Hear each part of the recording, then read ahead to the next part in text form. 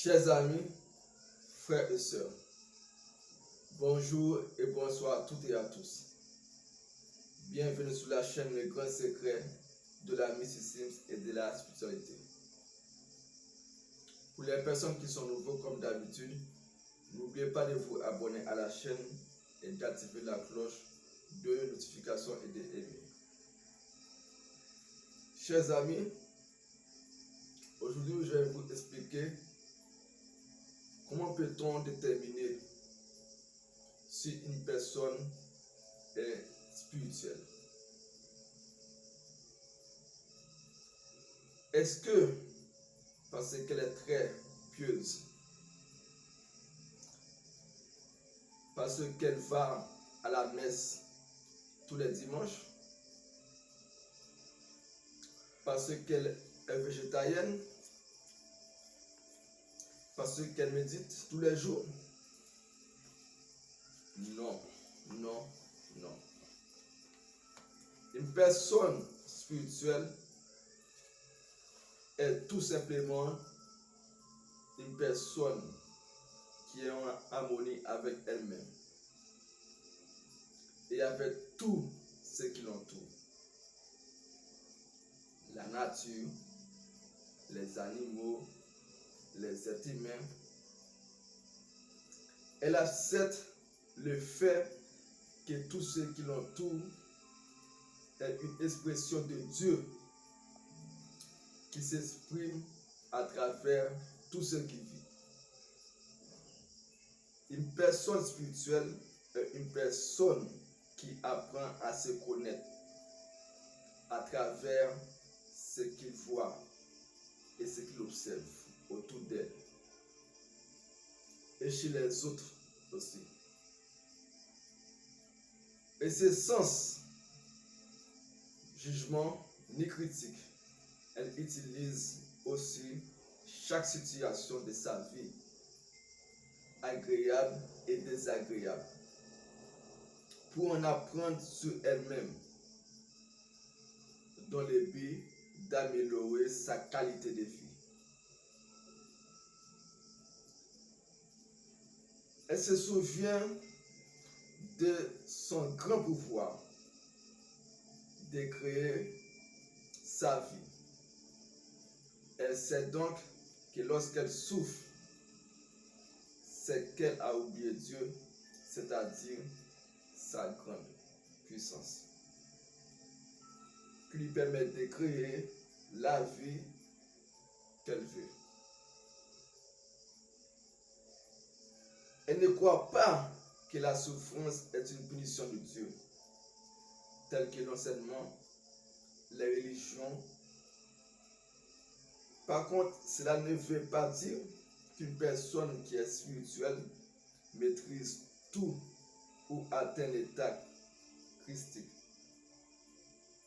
Car cet état s'acquiert et peu à peu, mais quand un obstacle survient dans sa vie grâce à sa spiritualité. Elle trouve une solution plus facilement. La vie cesse alors d'être un éternel combat pour devenir plus sereine et joyeuse. Croyez-vous que vous devez vous passer complètement des biens matériels pour être spirituel?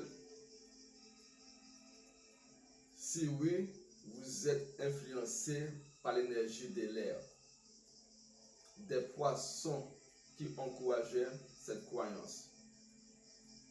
Durant enfance, lorsque j'entendais des propos comme les biens matériels nous empêchent d'être spirituels et d'aller au ciel après notre mort,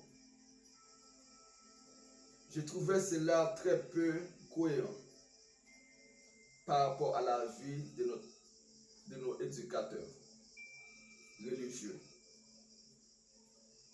Les prêtres de notre paroisse avaient la plus belle maison du village.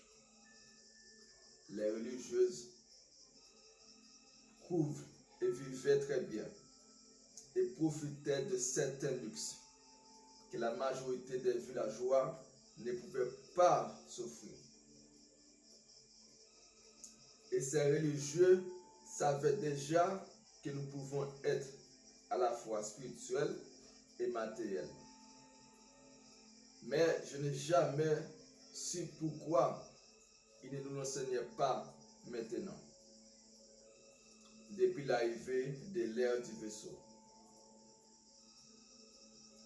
Nous vivons de plus en plus d'abondance sur notre planète.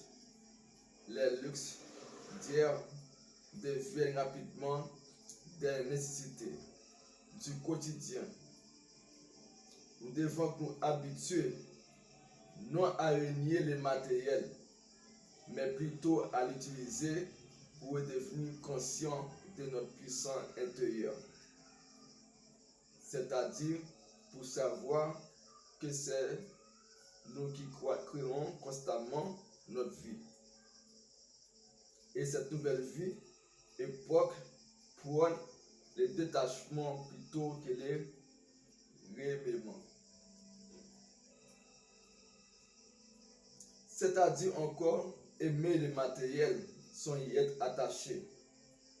Voilà pourquoi il est bon de vivre l'expérience de l'abondance, afin de pouvoir déterminer quel est votre degré d'attachement. Si vous avez peu de perdre vos acquis, cela indique que le matériel vous éloigne de votre propre vie spiritualité.